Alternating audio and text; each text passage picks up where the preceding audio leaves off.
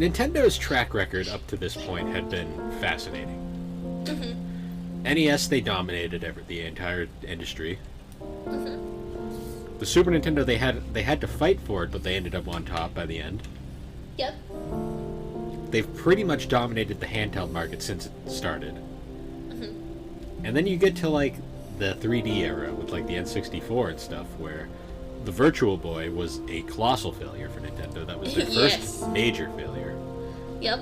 Then you get the N64, which was the second place console by a large margin.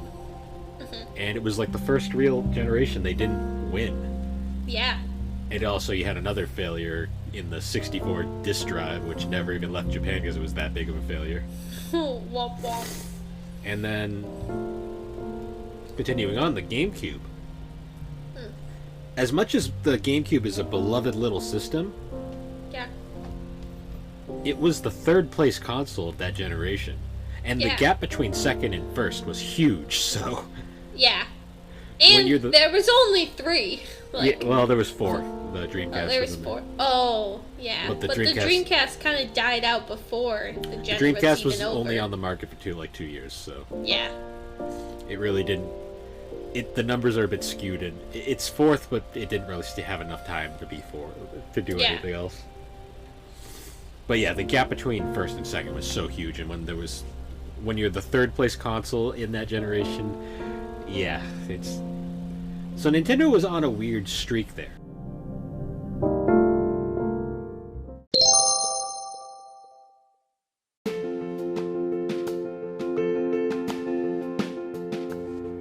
Hey guys, and welcome back to the Gaming and Collecting Podcast. On this episode, me and Alex are going to be taking a look at Nintendo's first HD system, the ill-fated Nintendo Wii U. We're going to be discussing briefly the system's brief history along with its short-lived run, and we're going to talk deep into what exactly went wrong with the system and some of our thoughts on why it failed and just the general everything around the Wii U, really. I mean, it was an odd time for Nintendo, and really, they just needed to hit rock bottom before they could finally get back on top. But anyways, guys, once again, thank you for joining us as we discuss the games that shaped us. So, this is where I'd normally say, how you been? But we're recording these back to back, so it's literally been like 2 seconds. Well, we can talk about how I tried to scare you by hiding behind my couch, but I outed myself by laughing. Well, also you also have to realize there's a video delay, so I heard you pop up before you actually did, so I was just like, oh, okay. Yep. But yeah. Yeah, I tried. I pet my cat during the break, and then we both got new drinks. So, what are you drinking? I'm drinking a wonderful, refresh spring water. Signature Select. I'm not sure what brand this is. I think it's Shaw's. I believe that's Shaw's. And I'm drinking wonderful water that was from the tap, but I ran it through my Brita filter, and it's in my big old honkin' water bottle. Fancy. Fancy. Very fancy. It keeps the water cool very long. Like, it'll be in here for a day, and it will still be good. Like, all day, still be good. That's good.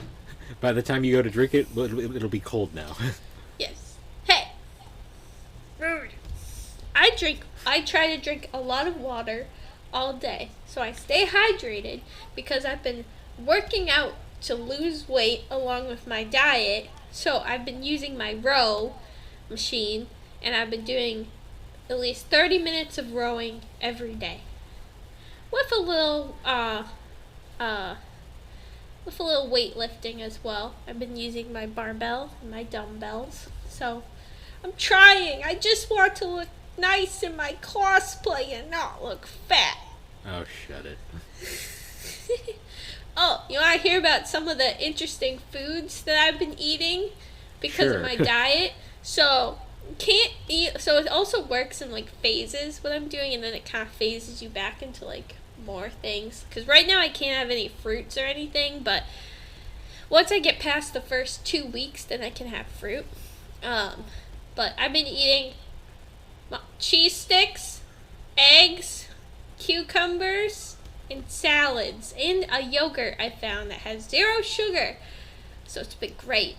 But today I made a lettuce wrap sandwich, and it was pretty good. And I still miss bread, but it was pretty good. Yeah. Yeah, it's been alright. So hot today, though. I know. It's very much. Well, I'm glad I have AC. Must be nice. Yeah. No, but I remember I stepped outside. Oh, yeah, that's something I didn't talk about at work. Our AC, we'd have to 0 AC now, and the building got almost up to 100. Oh my god, that's not safe. No, it wasn't. Half the company didn't come in on Friday because it was too hot. Yeah. Sounds about right. So that's good. No. I yeah, I don't know. Because I was going to do a bike ride this morning, but it was actually raining this morning in Connecticut. It rained for an hour, and then now it's sunny again. Yeah, it's sunny now, but I was kind of I don't really want to go biking if the roads are going to be wet and I don't know. I just traction. I've already ran into a fence once while biking. You shouldn't do that. I didn't do it on purpose, but there was where we biked before down by the river?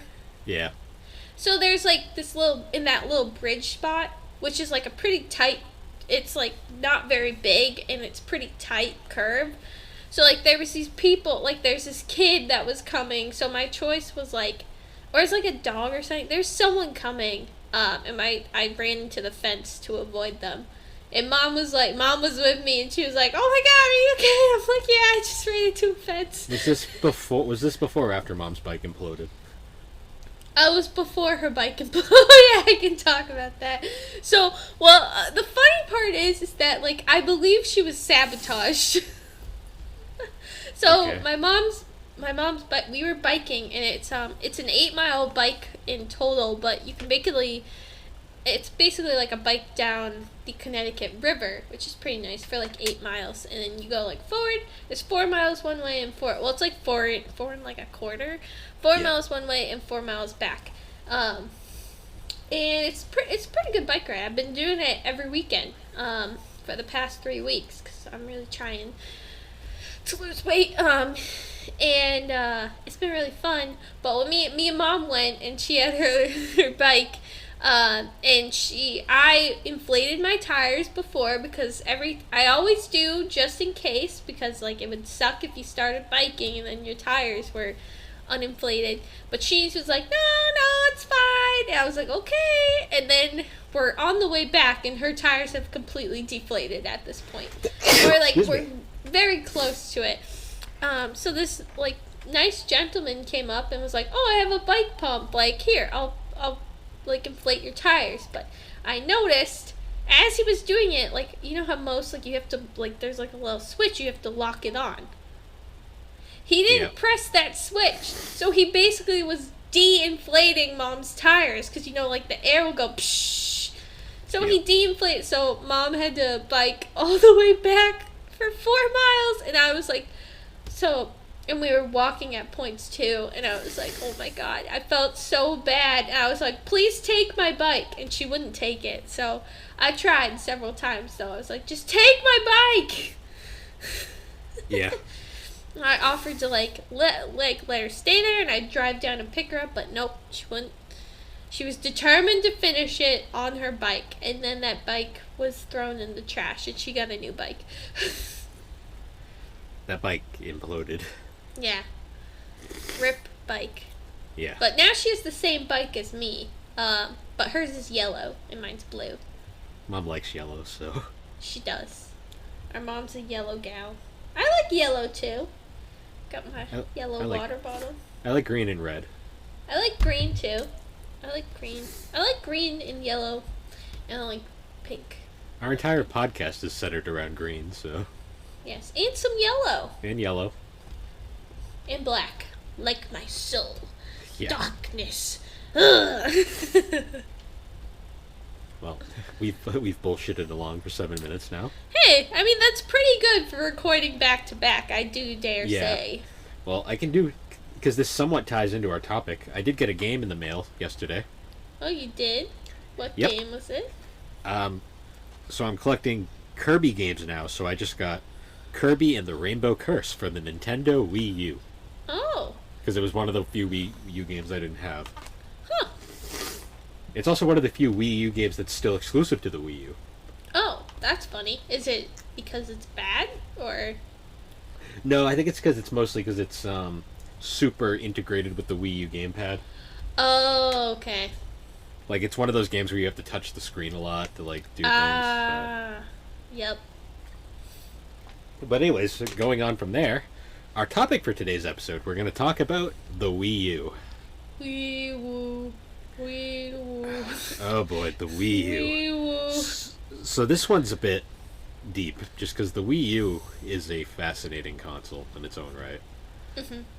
Because, for all intents and purposes, So, Nintendo's track record up to this point had been fascinating. NES, they dominated the entire industry. The Super Nintendo, they had to fight for it, but they ended up on top by the end. Yep. They've pretty much dominated the handheld market since it started.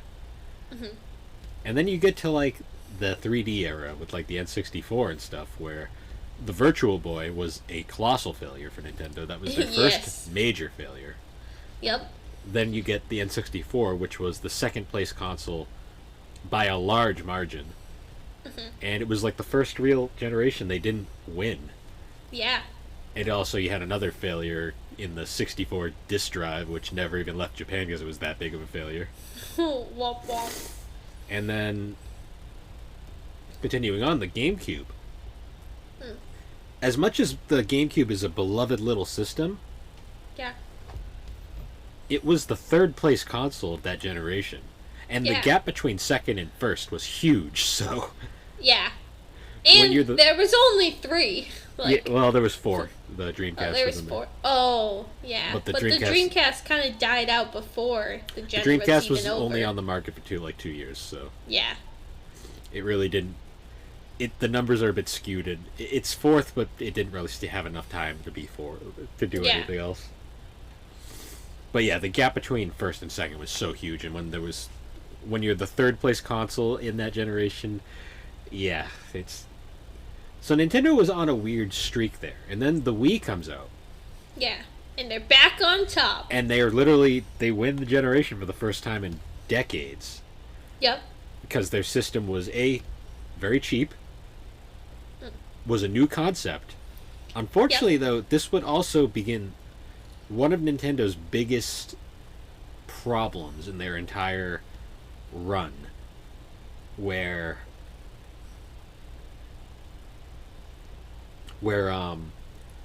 they kind of dug themselves into a hole. Yes. Because the Wii era was very targeted towards the casual game market. And that carried the Wii for like the first half of its life, and that's how it gained that huge lead. Yeah. But by the second half, Sony and Microsoft were catching up. Because the Wii kind of stalled after halfway through the generation. It was so far ahead that it didn't really fall back, but it was... A lot of those casual gamers they brought in moved over to like mobile gaming. Yes. And they left Nintendo behind. So Nintendo had to kind of refocus what they were doing towards the end of the Wii's lifespan. That's why we got a lot more games that didn't rely on motion controls so much, and you got more like RPGs and stuff were coming over. So then, and besides that, the Wii's biggest handicap was its power. It was significantly weaker in power than the PS3 and 360. Oh, yeah. But it was still successful. So then we get to 2011, 2010-ish, and we start seeing the next Nintendo console. Yep. Do you remember the initial trailer for the Wii U? I can't say I do. I don't really remember it, honestly. So, but maybe that ties into how memorable the console is now. So this was the first red flag in the Wii U's life. So the first the first commercial around the Wii era, like Nintendo kind of fell into this weird like commercial strategy where like you'd have that one family on the couch playing the game. Yep. And they'd be showcasing all this stuff, and it'd be very sterile and safe. Mm-hmm. And that was basically what Nintendo did for all their commercials from that point in. Yeah. So the very first Wii U commercial, I will always remember because it focused strictly on the gamepad, which is the Wii U's big defining feature. Mm-hmm. It's this massive tablet-sized controller, has a screen built in, 2 analog sticks, all the buttons, but it's huge. Mm-hmm. And the initial ad focused pretty much exclusively on the gamepad.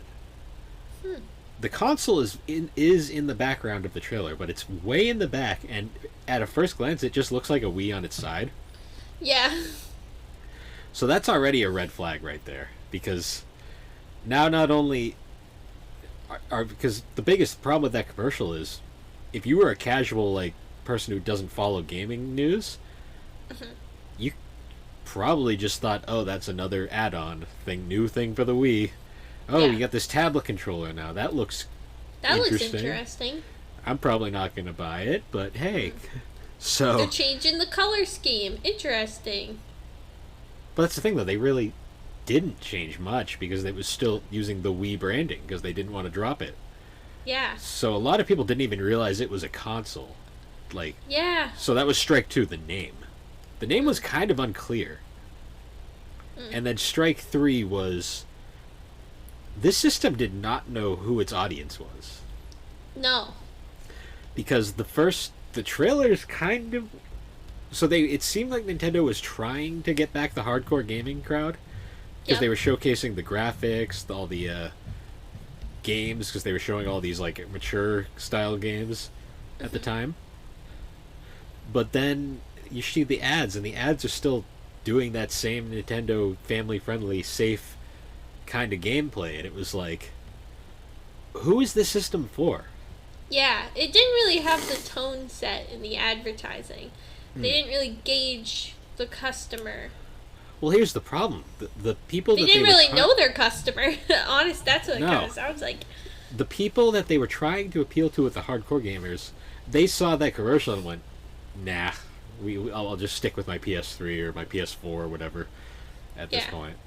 And then the casual gamers that carried the Wii its first half of its life, they had all moved on and they weren't paying attention anymore. So this more expensive machine really did not appeal to them.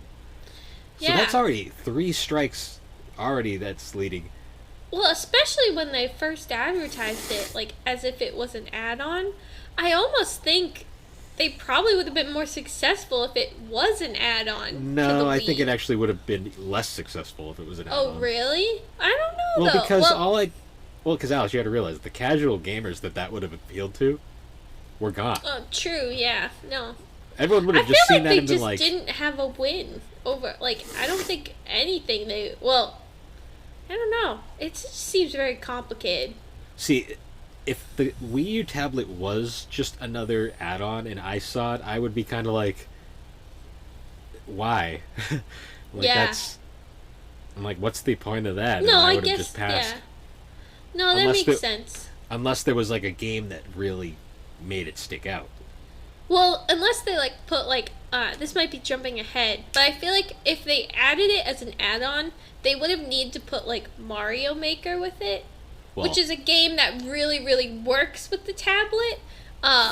Especially, I feel like if they had marketed like that, would have probably done better. But I do agree, though, now thinking about it, if it was just an add-on to the Wii, I agree. I don't think it would have been successful. Well, also, the Wii they needed to upgrade, the power of the system. So, I almost feel like they should have called it just the Wii 2. Wii 2, No, they should. They had to drop the Wii name. The Wii name was. But they didn't drop the Wii name. I know. The problem was the Wii was forever associated with that casual era of Nintendo. But, anyways, the other commercial that showed off one of the other cool gimmicks, though, with the Wii U that I did find fascinating was the ability to switch from the console to the controller and be able to change the channel while still playing the game, Yeah.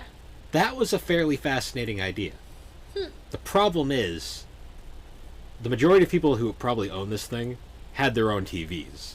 Yeah. And the actual signal from that you can only go so far before that controller loses connection to the console and it stops working. Yeah. Because I remember I tested it to see how far I could get. I got like barely out of my room and it lost connection. I was like, oh, okay. Ugh, that sucks. Yeah, and another issue I had was because the screen displays down on that tablet, your eyes kind of instinctively want to watch the tablet and not pay attention to the actual screen. I feel like it would hurt your neck after a while, like, because you're like having to. Well, it's just like playing a handheld, really. It's like playing the Switch in handheld mode. Yeah, but I guess like I don't know. I guess because it's like beefier, I would say. So I don't know. Well, at least because like with the handhelds, like you're not like it's not as much strain on your neck, because you can like kind of bring it up towards your face. You know. I don't know. I could just see myself like being like, because so, it's beefy. Beefy. Anyway, moving on. Eventually the Wii U does come out. Yeah. And of course, being a fan, you get it day one because it's like, okay. The problem here with the Wii U, the initial setup for this thing was dreadful because it took forever to download and get set up. The thing had a slow operating system, I guess you could say. But eventually, we get it running. Yep. And I will admit, I liked its menu interface with like the whole Miiverse kind of thing up there, all the Miis walking around the different communities and stuff. Yeah. The tablet, first time using it, wasn't bad. I kind of like it. It wasn't that uncomfortable to hold, and it wasn't too heavy. The big problem I had though was there was like literally nothing to play on the system when there it was came like out. no games. Wow. So we had the pack-in game was Nintendo Land, which was a like mini game compilation featuring a bunch of different Nintendo themed mini games. And then there was the big game that everyone was talking about was new Super Mario Brothers U. The problem was this was like the fourth new Super Mario Brothers game, and it was actually the same. It was released literally the same day as another one for the 3DS, so it was like people were so tired of 2D Mario by that point. Yeah. And then another thing I always found interesting was the controller itself had its own charger. Oh, interesting. Like, it couldn't charge from this TV. I mean, from the console itself. It charged from its own separate power. That's kind of strange. Adapter. And the thing can't hold a charge to save its life. Yeah. Like, so if you didn't play that thing for like 3 days, it would be dead by the time you went to play it. Wow. That's very strange. Why they would do that? But I go, maybe it was like too much. It would like overload the system. I guess that's what it had to be. Thinking about it from an electrical standpoint, I'm thinking about it from my engineering mindset. I'd have to say it probably was overloaded. The game caused a lot of problems with game development as the system's life went on. No, I bet it did. But yeah, so already the launch was pretty meh to begin. Not great. Because I remember that first couple of months with the Wii U, not a lot was being played. I remember I'd played New Super Mario Brothers U, and that was really about it. I'm trying to think. I had Batman Arkham City Armored Edition, which was cool, but it was a game that had already been on like PS3 and 360 for like a couple of years at that point. And it was just kind of like... So... It was like, great, it's HD, but what am I going to do with it? I mean, it was backwards compatible with all Wii games, so you could play those in HD now, like with like true HD, like HDMI. Yep. But other than that, I mean... Also, the Virtual Console had to restart from scratch, so it's like, oh, all those Virtual Console games, too bad, you have to buy them again, unless you transfer over your Wii stuff, because you could use the Wii store still at that point, but... Yeah, it was kind of a mess. Yeah. I'm not gonna lie. Sounds like it. So already this thing is struggling. Like, no, I don't think I knew a single other person at the time who had one. Yeah, I don't think you did. Because I had I had a group of former associates I hung out with at the time, and they eventually got one as well. Yeah. I will remember, though, when the Wii U was kind of first showing up, they did announce stuff. Like, obviously they showed this tech demo of an HD Zelda game, which eventually did come out as well, not that tech demo, but they did eventually release an HD Zelda. Mm-hmm. That was Breath of the Wild, right? Yes. Because that originally came out on the Wii U. It released for both same day. Okay. Interesting. But that's towards the end of the story. Yeah. But yeah, they showed off a tech demo for a Zelda. They talked about obviously more Mario stuff. Oh, speaking of, what was the lifespan of the Wii U? Because now that I'm thinking about, like, if they showed a tech demo and then they showed Breath of the Wild, like, how long was the life, like... 2012 to 2017? Okay, so that was in development for a while then. Yeah, it was. Interesting. Well, it shows, because it deserved it. It's a great game, so... I was just curious, but well, still, not a funny. very long lifespan. It's actually kind of funny, though, because that's about the lifespan of the GameCube, I think. Yeah. And although, the Wii U, the GameCube was not as successful. Well, fair, but the GameCube's a weird one. Like, that's an odd that generation's weird because the gap between first and second was that generation of gaming was literally the definition of a curb stop battle. Yeah. Because Sony just trounced the competition that generation. Oh yeah. But yeah, aside from so that was already another red flag. Was just nothing to play. It's too expensive for what it is, and the games that are out for it are games that you could basically already play. Or you could have done it on the Wii. Yeah. Really, I mean, New Super Mario Bros. U looks nice, but it's not anything special. Yeah, it's not anything that's like truly like wow, innovative. I will remember though from that first like Switch announcement when they were talking about some of the games. I still remember to this day the announcement that a Smash Brothers was in development. Was the biggest applause in that entire thing, and they didn't even show anything. They just said, "Oh yeah, we're making a Smash Brothers." All they did was mention it, and woo! And nothing else got that excited by that whole thing. Yeah. But eventually, over the coming years, we did start getting more games. Like we'd eventually get the a somewhat. We talked about this a few weeks ago with the Mario podcast. We got Mario 3D Worlds, which was basically it was the new Super Mario Brothers formula, but in 3D, and it was fun, a good game. That we also had Donkey Kong Tropical Freeze came out. Oh, nice! And it was like it was getting games, but they were just slow. Meh. Yeah. And the problem was a lot of the big name publishers at the time were just not putting anything worth playing out on it.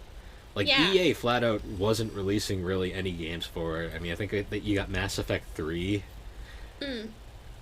which was random, and then there was a lot. Like, it was sad how, like, little, like, anyone cared about this thing. Yeah. And was it like that for, like, the other consoles that it was competing with? Or was it just that the Wii U was the unfortunate one not getting any games at the time? Well, that's the thing. It was like... Because unfortunately, once again, the Wii had a power deficit because the Wii was about on par with... It was more powerful than the Xbox 360, but it was kind of like... It was kind of like in the middle between the 360 and the PS3 in terms of power. Yeah. Like, it was powerful. Like, it was HD and everything, but it wasn't... It wasn't anything, like, groundbreaking by any means. And was the PS4 out at this point? Yes, the PS4 and the Xbox One had hit the scene by now. Yeah. And they were just better consoles. So here's the thing: the 2 years, like the small time where the Wii U was out and the PS4 and Xbox One weren't, the Wii U literally did nothing. Oh. And then by the time it does come out, The time it does start moving, yeah. You get the new HD systems, and the problem is they're so much more powerful than the Wii U that, granted, it wasn't as big a power deficit as the Wii had, but it was still, a lot of times you weren't gonna, noticeable. They weren't going to make a game for the Wii U because they'd have to like port it down or like make a lesser version for the system because it couldn't handle it. Yeah. Also, developers just didn't know what to do with that gamepad.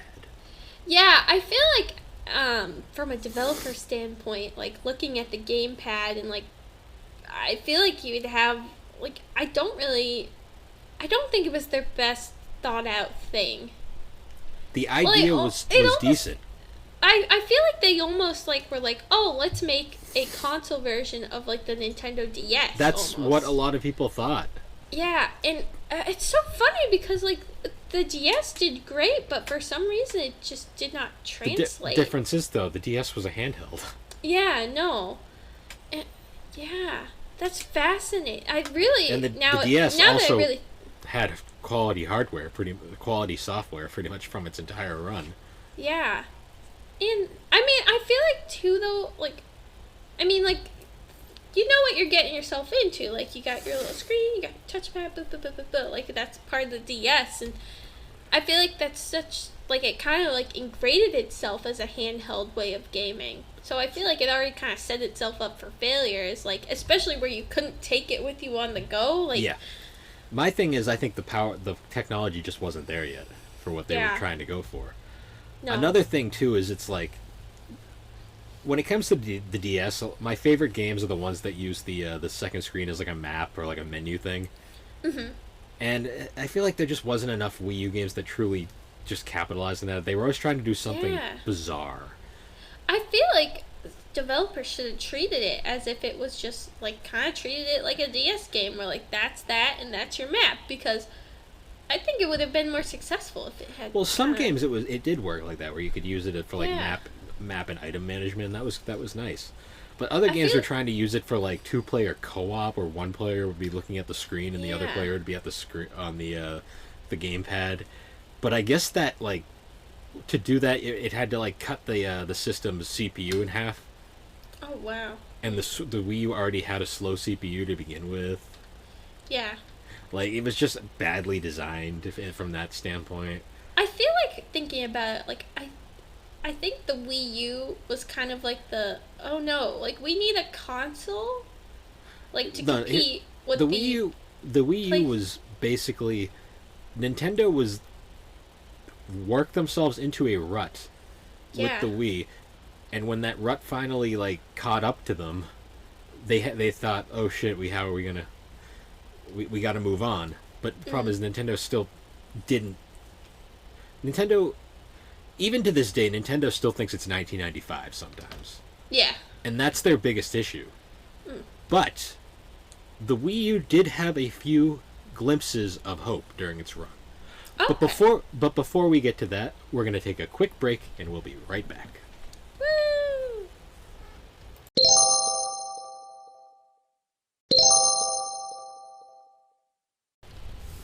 And we're back. We are back. Backstreet's back. All right. The first couple of years... You just completely ignored that. You stuttered, so I didn't even really hear what you said. Oh. Well, the viewers, the listeners, they're not viewers because they can't see. Womp womp. Okay, so anyways. So... The first couple of years of the Wii U. This is what happens when we record. Oh. This is what happens when we record 2 podcasts in a row. It's just more of a train wreck. Yeah. Well, anyways, so the problem with the Wii U, like, its first 2 years of life, it just struggled along. And, like, eventually Nintendo cut the price to help encourage sales. And then eventually it got its first bone, where it was finally given a piece of game, like a game that was worth playing, where Mario Kart 8 finally came out.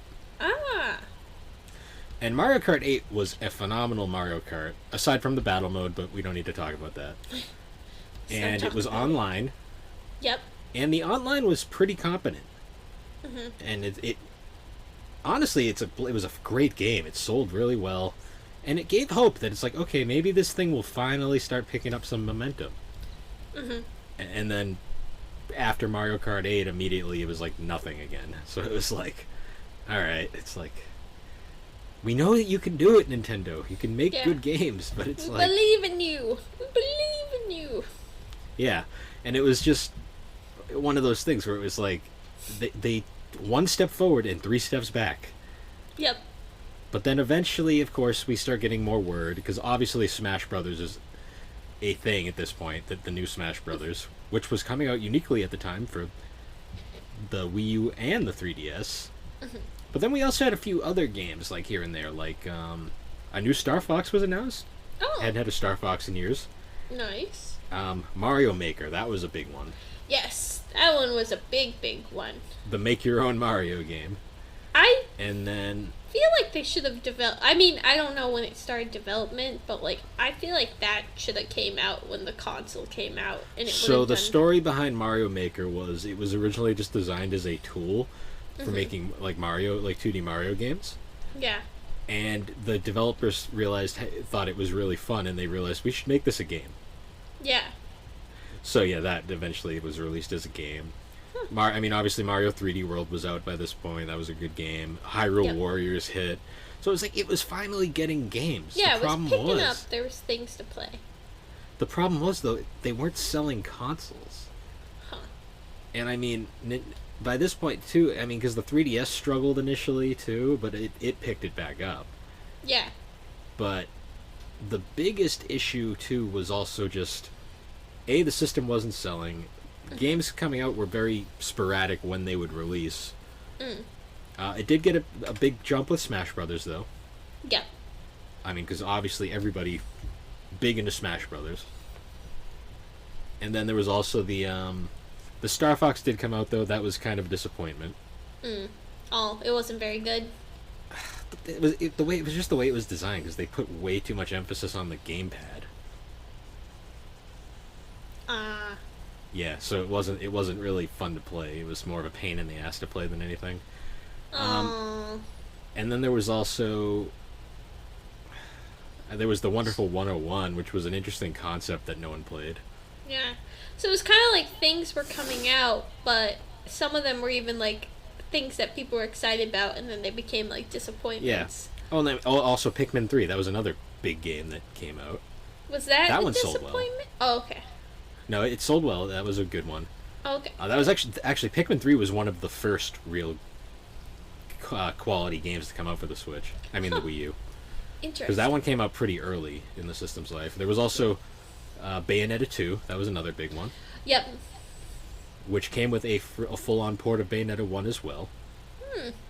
And that was super worth it. So it was like, stuff was coming out. It was just really slow and sporadic. Yeah. But then, of course, we also had, in the background, there was a couple things, actually, because Mario Kart and Smash Brothers in particular had DLC. And this was like Nintendo's first real attempt at doing DLC. And they, give Nintendo credit. They did DLC very well. Yeah. Because it was well priced, and you got a lot of stuff for what you were paying for. Yeah. Like the Mario Kart extra tracks and characters, and then the Smash Brothers had a whole bunch of characters, and they handled that well. But one of the biggest things with the Wii U in the background that wasn't even really related to the console itself, that I'm still convinced single-handedly saved Nintendo. Yep. Amiibo. Ah, yes. I've kind of forgot that was related to the Wii U, because I remember Amiibos, but like, I just kind of forgot that was a thing. See, the Amiibos were interesting because that was during the height of like Toys to Life, that whole crap era of gaming. Yep. But the Nintendo ones were cool because most of the time they weren't necessary to play the games, and they were Nintendo characters. But my God, the Smash Brothers ones. Yep. I will never forget that because finding the damn things was impossible. Yeah, because people would just buy them. Oh yeah, and like Nintendo was terrible at getting stock out. Yeah. I just remembered because it was like ridiculous. People were fighting over the damn things. Like you couldn't find them anywhere. And now you can find them easily. Yeah, now they're everywhere because it's like no one cares anymore. Yeah. I mean, there's some. I mean, people still do care, but it's not like the phenomenon it was at the time. Oh yeah, no, I remember at the time. Like I remember you telling me like about it and like seeing never seeing them in the stores and stuff. Oh, yeah. I totally remember that. Like I had to import my Lucino one from Japan. Yeah, I remember that. That was like one of the first things you ever imported, right? No, I had imported tons of games at that point. Womp womp. I just wanted to. That was the first time I ever imported amiibo. Yes. I have a couple of Japanese amiibos because they were cheaper. Huh. And they still work? Yeah. They're the same thing. It's just nice. one's from Japan. Nice. But nice. yeah, so on and on, the Wii U was super all over the place in terms of like when games would come out.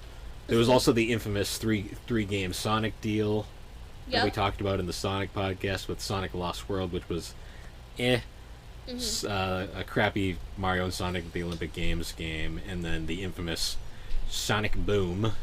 Sonic Boom. And Sonic Boom's biggest problem was the fact that it was forced on the Wii U when the game clearly was not designed with the Wii U in mind. Yeah, no. Because I guess the Wii U could not handle the Cry engine very well, and that game was built on the Cry engine, so... Yeah, and I think that's partially why, like, the game had so many, like, glitches and problems. Just because it was put on a console that it wasn't made for. Yeah. That's partially it.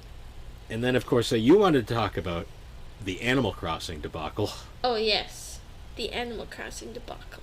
Because it gave hope to all of my fellow Animal Crossing lovers that there was going to be a new Animal Crossing game on the Wii U. Oh, the Wii U. Sorry, I call it the Wii U.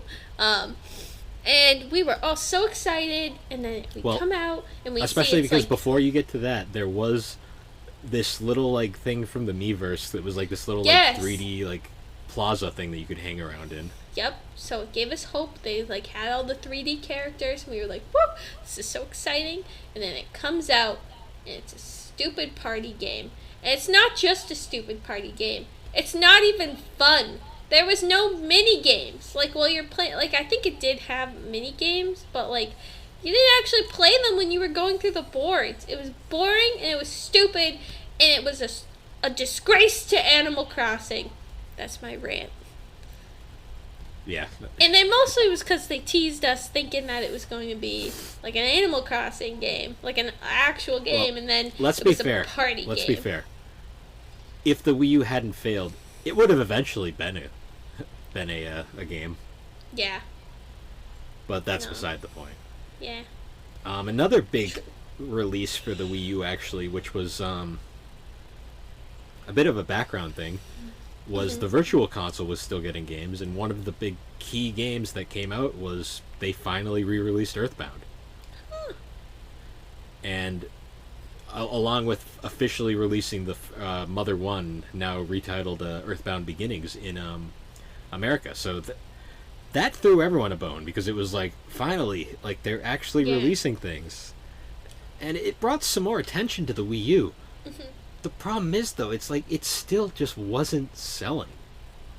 Yeah. And even towards the dead end of its life, it was still... struggling. Yeah, I mean, and then eventually, like, Breath of the Wild was announced, but at the same time, it's like... A new console was announced. We start getting rumblings about what's going to be... about Nintendo's, I guess, working on a successor already. Yeah. Keep in mind, the PS4 and the Xbox One are still very much in their healthy lifespans. Like, they're not thinking of new things anytime soon. They're not dying anytime soon, but Nintendo's already throwing in the towel. Yeah. And I still remember all the, at the time, because all the people going like, Nintendo's gonna go Sega and be a third-party company. I'm like sitting there going, no, they're not. No. It's not gonna happen. No. They're too big. What were you saying? They're too big and still success. Like, the thing is like, they had other things, too. Well, yeah, everyone acts like them. the Wii U the Wii U failing was like Nintendo failing, but you got to keep in mind the 3DS was still doing very well. No, and Just Dance was keeping the Wii alive. Too. Yeah, the Wii was still technically alive in a weird way. Yeah. No. Also, amiibos were helping them at the time. No, they definitely, and I mean, like, thinking about it now, kind of reflecting on it, I kind of feel like they kind of gave up on it very early, and they put their motivation into something else, which was the Switch. So I kind of think, I feel like that's what happened. They just kind of gave up and were just like, all right, let's make some games as filler. Oh, here's these amiibos. All right, filler. Focus on the handhelds. Focus on that. And then focus on the new console. Yeah. Well, here's the thing. When the Switch was first announced, it was announced under the name the Nintendo NX, and all we knew is it was basically going to be the successor to the Switch. I mean, to the Wii U. Yeah. So we didn't really know what it was going to be. Everyone just kind of assumed it was probably going to be more powerful, and it was going to be just a better overall system in terms of design. Yes, and it was. It was, but at this time we didn't really know why. Yeah. So then we eventually just had to believe. We had to believe. And meanwhile, towards the end, the Wii U was still getting an occasional game here and there. The big one everyone was hoping for was obviously Breath of the Wild. Mm-hmm. And there was a few other games, like there was a Paper Mario for the Wii U, which wasn't amazing. No. Sticker Star is the 3DS one that everyone hates. Oh. Womp womp. Color Splash was the one on the Wii U, yep. Which wasn't perfect, but was definitely a step in the right direction after the disaster that was Sticker Star. Also, was I know Kirby, like his Yarn games, was that on the Wii? No, that was the original Wii. Okay. Oh no, I'm thinking of the Yoshi game that was Yarn. Oh, Woolly World. That's what I was thinking. So that got announced really early into the Wii U's lifespan, and it didn't come out till towards the end. But it was a phenomenal game. It looked great. No. Oh, yeah, that was another good one. Mm. So then eventually we do get the Switch announcement, and it's shocker. It's a handheld that can also be a console. Yeah. And when I saw this, I realized my whole thoughts on the Switch when I saw it was the Switch was literally everything Nintendo wanted with the Wii U done right. Mm-hmm. Yeah. And to me, it was basically Nintendo giving up on consoles, and they just instead made a really powerful handheld that you could play on the big screen. Yep. And in that sense, they put all of their handheld mentality into it. Mm-hmm. And basically, that's, I think, why the Switch was so successful compared to the Wii U. Yeah. It also helped, too, that we had... it also helped, too, that obviously Breath of the Wild was like a launch title. Yes. So... But it's funny, because it was also the final game on the Wii U. And the Wii U version's just as good as the Switch version. It actually is cool because the map is on the gamepad. That must be nice, actually, because my time playing it on the Switch, like, I do remember, like, going back and forward with the map a bunch of times, so that must be nice. But then, once the Switch finally started getting games, I did notice a trend, though, that was very apparent with the system. Yeah. Every Wii U game worth a damn was getting ported over. Yep. Like to erase the Wii U from existence. That's what I noticed. Like, it was like very noticeable. All of a sudden, all the Wii U games that were worth playing were suddenly on the Switch. Yeah. And by now, there's only a few reasons to even pull out a Wii U anymore. No, I'm thinking about it now, and it's like there's Kirby and the Rainbow Curse, which isn't a must play. There's Animal Crossing Amiibo Festival, but no one cares about that. Yeah. What about Woolly World? Was that imported? No, but they made a sequel, so it's kind of like... Oh, okay, yeah. Unless you really want to... Well, no, Woolly World actually got ported over to the 3DS, of all things. Granted, the Wii U version's better, but... Oh, yeah, I'm betting it is. Paper Mario is still exclusive. Yep. but that's a decisive game. Even like Mario Maker, they made a new Mario one. Maker they Yeah. made a sequel, Yeah. which basically just replaced the original. Yeah. Pikmin got brought over. Yep. All the Mario games got brought over. Hyrule Warriors got brought over. Star Fox did not get brought over, but Yeah, but because it was a shitty game. yeah, it wasn't popular enough to get brought over, basically.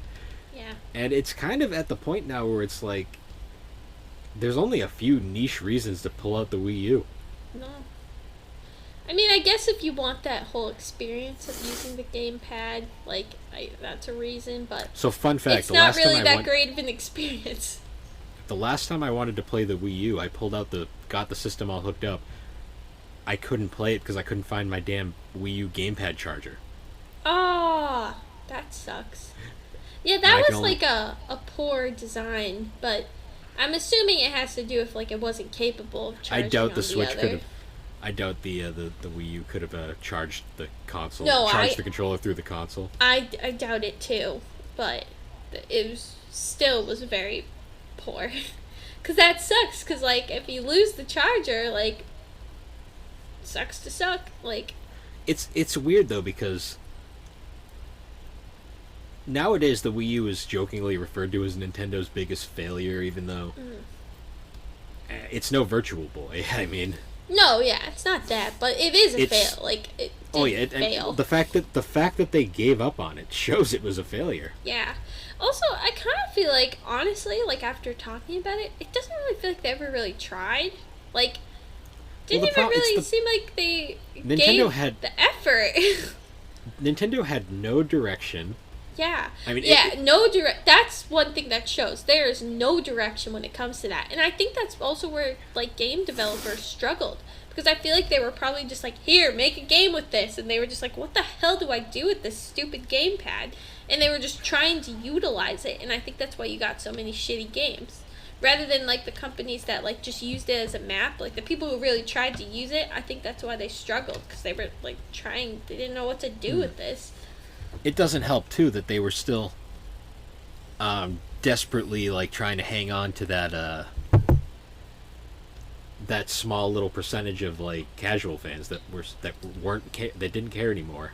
Yeah. The system was held back by its name to begin with. It was. They kind of set it up for failure. Yeah, the Wii U is one of the most fascinating pieces of gaming history now because it's like, how can a company with this much quality and this much like success in their career make drop such just a flop? Yeah. Yeah. And I mean, they've dropped like flops in the past. I mean, I won't call it like you remember the Game Boy Micro? Yeah. That was like the most pointless thing ever released. Yeah.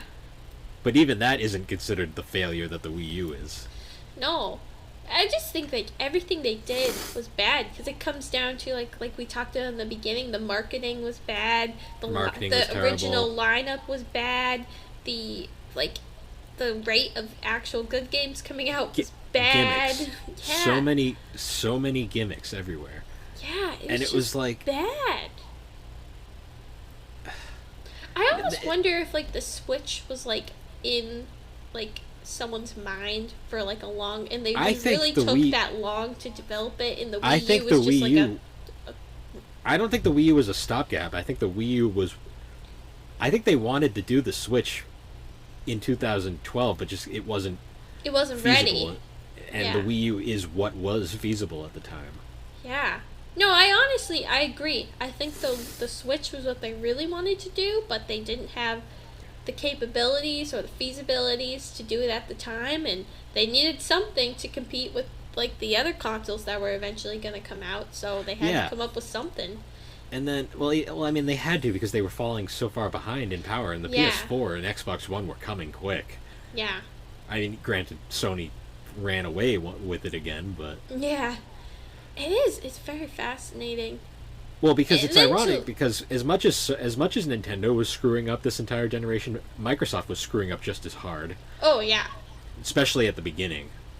They kind of plateaued by the midpoint, but PlayStation almost didn't even need to try. Like, they kind of just they really had it didn't. without... They really didn't try. That's the sad part. Yeah, I think they were on just... autopilot pretty much the entire generation, which I think is catching up to them now with the PS5. But yeah, it's too hard to tell right now because this current generation is really confusing because we really don't know what's going on with either system or what Nintendo's what the Switch's future is. Yeah. But how honestly, long has the Switch been out now? Since 2017, so okay. Getting on 5 years. Yeah. I think it will last I think it will last a couple more years. Well, that's the glory of the Switch. The Switch is literally the perfect system for game devs. It is the exact anti. So there's that meme around of the classic SpongeBob meme of like Squilliam going up to Squidward and be like, "Oh, how have you been? Oh, I'm just succeeding at everything you failed at." Yeah. I've seen that meme with Squilliam's the Switch and Squidward's the Wii U, and it's like, it's really sad how much of a the Wii U is such. I don't even want to call it a bad system because it's not. It is really well made. It has great software, great hardware design. It just mismanaged and missed the mark on everything. Yeah. It finally, I'll give it one credit. It's the system that finally got Nintendo to wake up. Yeah. No. Because this isn't the 90s anymore. What you've been doing doesn't work anymore. You have to move on. Yeah. No. And then we got the Switch. And we get this. See, the Nintendo's issue is they're stuck in the past. Yeah. It's not like Sega, who were just too ahead of their time and were always shooting themselves in the foot. Nintendo is just afraid to like try things sometimes. Yeah. They like to play it safe. They like to play it safe to the point where it's detrimental sometimes. Yeah, and I think that happened with the Wii U. It's a combination of so many different problems. Yeah. It is really interesting to think about, just all the problems that associate with it. I mean, going down from the very beginning to like the current, like. What's fascinating about the Wii U is it's also one of those systems that got dropped faster than any other system. Yeah. Like even like other systems of that like of similar like similar kind of like I guess like history in the gaming world, they were still getting games even after their quote-unquote discontinuation. The Wii U, the second it was discontinued, it was pretty much done. Yeah. I feel like they weren't, like, it clearly shows they were not passionate about the console. Like, they truly were just like, let us get rid of this and never speak of it again. And that's what it feels like to me. Well, it's weird because I feel like in the future it's going to be like one of those relics of the gaming world. Oh, yeah. Where it's going to be that system that people remember, but nobody's actually played. Yeah. Like, I feel like Wii U stuff's going to be, like, going to triple in value at some point. Oh, yeah. It'll kind of be it will be kind of like everything, because isn't N64 games really expensive right now? Or did they go through a period? Everything goes through a cycle. I mean, everything's real. To be fair, everything's pretty expensive right now. Oh, yeah. GameCube in particular, though, is the big one. Oh, okay. I knew it was one Nintendo one. The thing is, though, GameCube is like, the reason why the GameCube is so big right now is because of nostalgia. Yeah. I'm not 100% sure that people are going to be nostalgic for the Wii U. Because, to be honest, most of what people are nostalgic for the Wii U about is also on the Switch now. Switch, yeah. So, I mean, unless you want to play Amiibo Festival. I mean, unless you really want the Wii authentic... Fox. I mean, unless you really want that authentic, like, Wii U experience. But it's not that great of an experience. Better options on other systems now. It's also ironic because it was the final Nintendo system to feature disc-based media. Yeah. They've moved away from that entirely now. Yeah, now it's on cards. Yeah, everything's on cards. They've gone back, basically, to the past. Yeah. But I think they're happy with that. But the Switch is fascinating because so many developers are putting games out for it, other than EA, but EA's bitter about Nintendo. But they basically turned the Switch into a dumping ground for like old games, giving them a second lease on life. Like even like old Wii games are getting ported to the Switch now. Yeah. Just because it's like, all these great games you can play on the go anywhere. I wonder, do they have the Paper Mario game on Which one? the Super Paper Mario? No, that's only a Wii game. Oh, they should import that. The problem is the Switch has its own Paper Mario game. Yeah. But that one's so good. It's weird because it's still kind of decisive, even though I think it has the best story in the entire Mario series. True. True. It's unfortunate though, because really, the Wii could have been successful. The Wii U? But it tripped over every hurdle it had. Yeah. I feel like if they had marketed it as, like, kind of like what I was saying before, like, it's your handheld experience in your living room, kind of like that. I feel like with, like, having the screen and having that, I feel like if they marketed it like that, it would have been very different. I just think they marketed it so badly. Well, the problem, it goes right back to, they didn't know who they were marketing it to. Yeah. That's the Wii U's biggest, to me, that is like the Wii U's biggest problem, is it's one of the most confused systems of all time, because it literally nobody knows who the Wii U was for. But I also feel like Nintendo in general didn't really know who their market was, because of how gaming was changing and where people who were the casual gamers moved on to their phone games and stuff. I feel like it was also like a transition in gaming, and I don't think they were able to like. Another thing too is they were just getting kind of lazy with even their AAA games. I mean. Oh yeah. Because I mean, early on, it's like New Super Mario Brothers U. It's like it's another 2D Mario game. Oh well. Yeah. Just all these games like that no one cared about, and then I've it's seen it. I don't like. I could play this on a different game. I don't need to buy this. Yeah. They were afraid to try new things, and it was just kind of like they were getting lazy. And then we get to the Switch, and they put out Breath of the Wild. I'll say is technically a Wii U game as well, but one of the best games Nintendo's ever made. Mario Odyssey, one of the best games Nintendo's ever made. It's like suddenly Nintendo found their spark again. And it's funny because I don't even think the Switch is pandering to hardcore gamers or casual gamers. I think Nintendo's finally just like they're pandering towards. They're just pandering to anyone. They're going for gamers and that classic Nintendo. I guess that classic Nintendo demographic that they've forgotten about for the past how many years. Oh yeah. All in all, I think if the Switch was in the generation from the beginning, it probably would have fought the PlayStation 4 for the title. Yeah. Because unfortunately, by the time it came out, the PS4 already had a massive head start. Yeah. No. And it's just unfortunate, but bad timing. It is what it is, and it is what it is. Nintendo literally needed to hit rock bottom before they could finally but you know, there's nowhere else when you're at the bottom, there's nowhere else you can go but the top. But up. And that's what they did. Yeah. Yep, and honestly, I'm happy where they are now because they're putting quality and gameplay above everything else again. Yeah. And that is what we needed from them. Yeah.